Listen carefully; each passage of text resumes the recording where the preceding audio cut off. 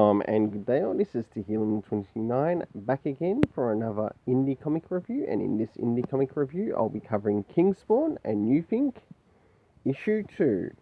And as you can see here, we've got completely different creators, and I must admit both of these covers are absolutely amazing. But how do they settle in regards to story? So I'll now get things set up to cover the first comic that will be reviewed, and that will be Kingspawn. So, jumping into first things first, does this cover in any way, shape or form connect to something that's happening inside with the story? Sure enough it does, to which I give it a 7 out of 10. I'll now move to showing some of the internal art around the beginning, middle and end, and also some of the things that are happening story-wise. As we move into the first, we have had an attempt on this person who was wanting to claim the title of King or Kingspawn, and of course we've got Al Simmons, Spawn, and as well as Azrael and a couple other characters making their appearance.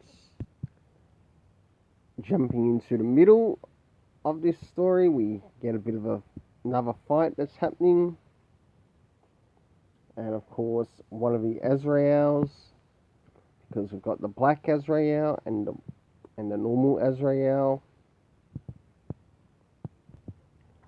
And last but not least, we have what's happening with the character of Spawn. But there's just one thing. There ain't no crown on this Spawn.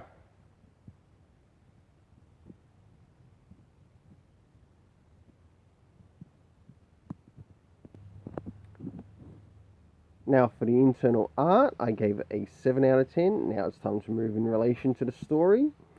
And I must admit, this story was missing a lot of things, and it felt very much like the last issue. And if this keeps on going, I'll probably end up dropping my reviews of Spawn, or should I say Kingspawn, and find something else to take its place. So first things first, did we get any comic references to any of the previous issues? No. It needed it. Moving into the next thing, time. Did we get any indication of when things were taking place time-wise? No, it needed it. Location. We had no idea where the hell we were or where the hell this was taking place. It needed it. No, we did get one thing in relation to this, and that was the cast of characters. We had Terry, we had Spawn, we had Azrael. Someone by the name of Godsend, by the sound of it. And of course, last but not least, Black Azrael. This overall story rating got a 6 out of 10 from me. Now it's time to move into Newthink, issue 2. Now, as we start to move into Newthink issue 2, does this cover in any way, shape or form connect to something that's happening inside of the story? In some essence it does, but it's not a very high cover rating that I'm going to give it. But I must admit, the way that this story sort of like continued from the first one, you'll soon find out. So cover rating for this was a 6 out of 10. And as you can see here, we've got somewhat like a character, and there's some written stuff in it.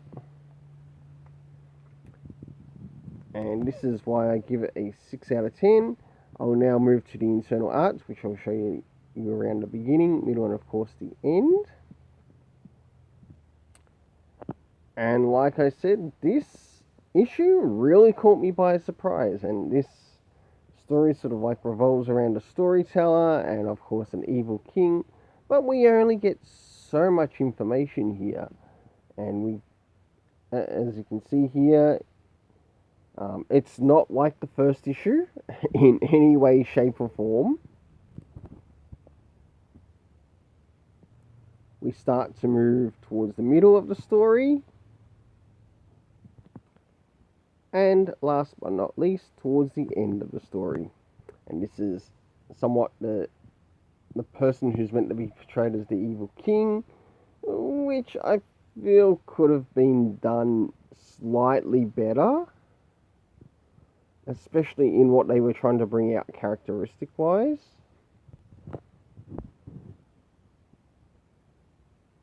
So for the internal art, I gave it a 7 out of 10. Moving into the story, this was really missing quite a lot, but that's neither here or there. Let's move into the things that we do have and don't have. So moving into the story rating, did we get any indication of time? No, we didn't. But you know what? I think in some essence, I think it really would have helped this story if it did have an indication of time.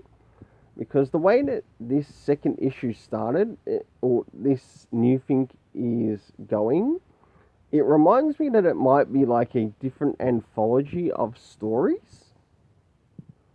And each issue is going to be a new one-off story. So where the first one, it was really centered around,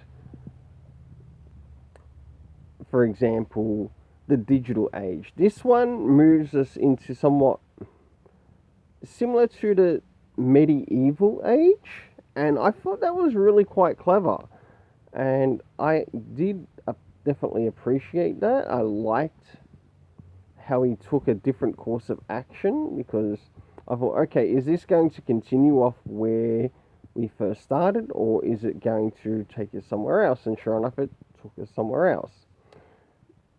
Moving into the area of location, again, the location would not have hurt to have used it. For all I know, it could have been based in medieval England or some other place in medieval Europe. That is basically what I could make out within the story, but it was not in any way sort of addressed in the story where it was actually taking place.